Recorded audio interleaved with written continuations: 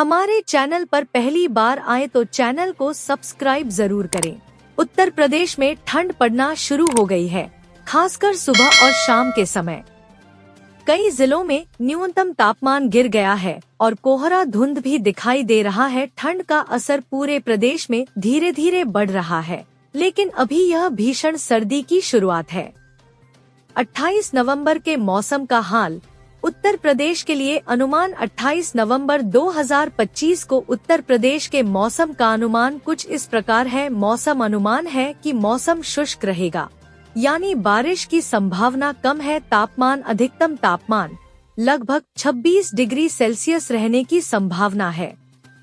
न्यूनतम तापमान लगभग आज वाराणसी, अयोध्या, कानपुर, झांसी, मिर्जापुर, सोनभद्र, पीलीभीत, आजमगढ़, रामपुर, बरेली, शामली, सहारनपुर, मथुरा, मेरठ, अमेठी, रायबरेली, कन्नौज, मैनपुरी, फिरोजाबाद, उन्नाव, हमीरपुर, आगरा, मथुरा, अलीगढ़, प्रयागराज, प्रतापगढ़, कौशाम्बी, चित्रकूट, ललितपुर, फर्रुखाबाद, उन्नाव, हरदोई, सीतापुर, बहराइच, बस्ती में हल्का से मध्यम कोहरा सुबह के समय रहेगा।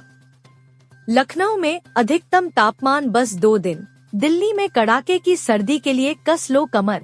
इन इलाकों में होगी झमाझम। मौसम विभाग का पूर्वानुमान है कि देश में कड़ाके की सर्दी का दौर जोर पकड़ने वाला है, जबकि देश के कुछ हिस्सों में भारी बारिश की चेतावनी भी मौसम विभाग ने जारी की है। दिल्ली में मौसम फिर अंगड़ाई लेने वाला है और कड़ाके की सर्दी का दौर शुरू होने वाला है।